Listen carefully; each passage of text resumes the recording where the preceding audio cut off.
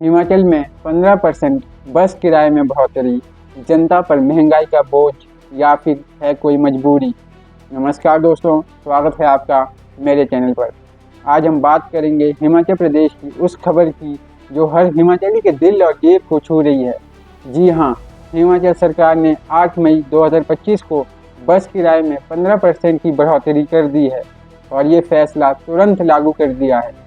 लेकिन सवाल ये है, क्या ये फैसला जनता को लूटने वाला है? सरकार के इस फैसले से लग रहा है कि क्या सरकार सचमुच आर्थिक संकट से जूझ रही है और क्या महंगाई का बोझ जनता पर डालना ठीक है?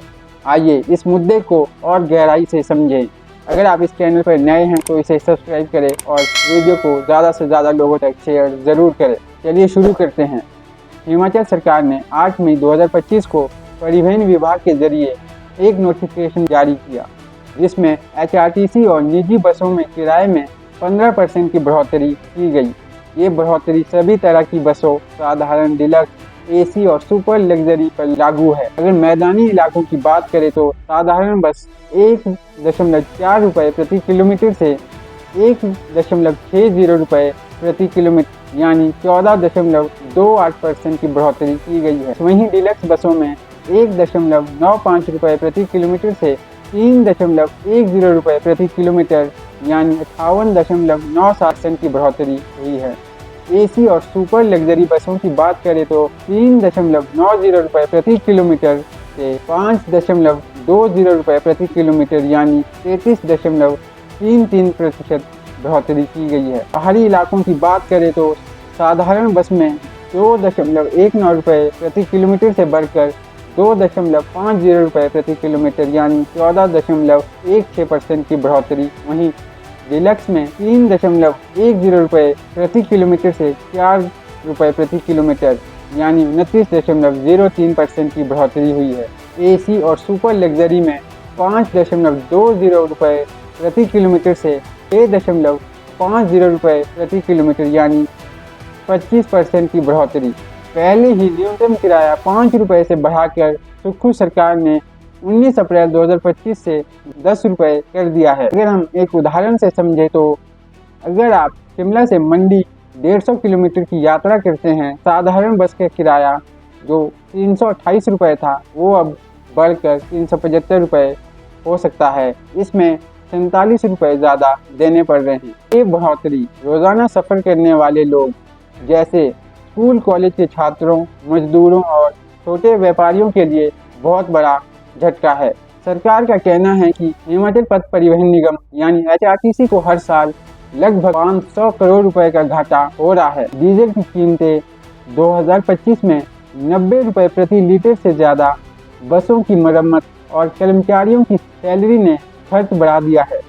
सरकार का ये भी दावा है कि किराया बढ़ोतरी से HRTC की सेवाएं बेहतर होगी और नई बसें खरीदी जाएगी। लेकिन दोस्तों, सवाल ये है, क्या ये तर्क वाजिब है? हिमाचल में ना तो रेलवे सुविधा है, ना ही मेट्रो, और HRTC की बसें ही यहाँ की रीढ़ की हड्डी है। गांव से शहर, स्कूल, अस्पताल या नौकरी के लिए लोग इन्हीं में आते जाते रहते हैं। अगर किराया बढ़ता है तो क्या सरकार जनता को मजबूर नहीं कर रही कि वो महंगे वाहनों का सहारा ले? और अगर HRTC को घाटा है, पिछले 2 साल में सरकार ने इसे ठीक करने के लिए क्या किया? ये सवाल हर हिमाचली के मन में आज उठ रहा है। सरकार के 15% किराया बढ़ाने के इस फैसले से हिमाचल की 70 लाख जनता पर इसका सीधा असर पड़ रहा है। आइए समझते हैं। हिमाचल में औसतन मासिक आय 15,000 से 25,000 है। ये report NSHO national sample survey office की है। अगर कोई व्यक्ति रोज़ 50 किलोमीटर सफ़र करता है तो किराया बढ़ोतरी में उसका मासिक खर्च 300 से 500 रुपये बढ़ जाएगा। ये राशि एक छोटे परिवार के राशन या बिजली के बिल के बराबर है। हिमाचल के 17,000 गाँव में बस ही एक सस्ता साधन है। किराया बढ़ने से लोग कम सफ़र करेंगे जिससे गांव शहर की कनेक्टिविटी कमज़ोर हो सकती है। बस किराया बढ़ने से सामान की ढुलाई महंगी होगी। सरकार का दावा है कि वो आर्थिक तंगी से जूझ रही है। हिमाचल का कर्ज 2025 में 1,02,594 करोड़ रुपए हो गया है। केंद्र से GST मुआवजा बंद होने और पुरानी पेंशन स्कीम लागू करने से खजाने पर दबाव पड़ रहा है। HRTC के पास लगभग 3100 से 3200 बसें हैं, जिसमें लगभग 500 बसें 15 साल पुरानी हैं, जिन्हें हटाने का केंद्र ने भी आदेश दे दिया है।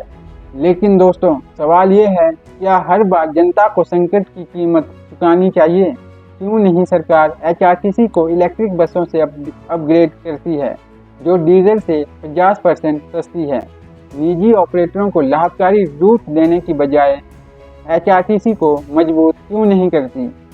क्यों सरकार पर्यटन से होने वाली लगभग 12,000 करोड़ रुपए की सालाना आय का हिस्सा HRTC को देती है? क्यों नहीं पुरानी बसों को समय पर बदलने की योजना बनाती ताकि रखरखाव का खर्चा कम हो? ये सवाल सरकार की प्राथमिकताओं और नीतियों पर गहरी चोट करते हैं। इस फैसले ने जनता को नाराज कर दिया है। बहुत से लोग सोशल मीडिया में लिख रहे हैं, सुख की सरकार अब शुल्क की सरकार बन गई है। लोग कह रहे हैं कि पहले बिजली सब्सिडी छीनी और अब किराया बढ़ा दिया। विपक्ष ने भी सरकार को खूब घेरा है। पूर्व मुख्यमंत्री जयराम ठाकुर ने कहा, HRTC आम आदमी का साधन है, किराया बढ़ाना अन्याय है। अगर किराया बढ़ाना गलत है तो इसका हल क्या हो सकता है? तो दोस्तों, ये थी हिमाचल में बस किराए में 15% की बढ़ोतरी की पूरी कहानी। अब आपकी बारी है। क्या आपको लगता है कि सरकार का ये फैसला जनता के साथ छल है या फिर HRTC को बचाने के लिए ये ज़रूरी कदम था? अपनी राय कमेंट बॉक्स में ज़रूर बताएं। अगर आपको हमारा वीडियो पसंद आया हो तो इसे लाइक, शेयर और चैनल को सब्सक्राइब करना ना भूलें। मिलते हैं अगले वीडियो के साथ। तब तक के लिए जय हिंद, जय हिमाचल।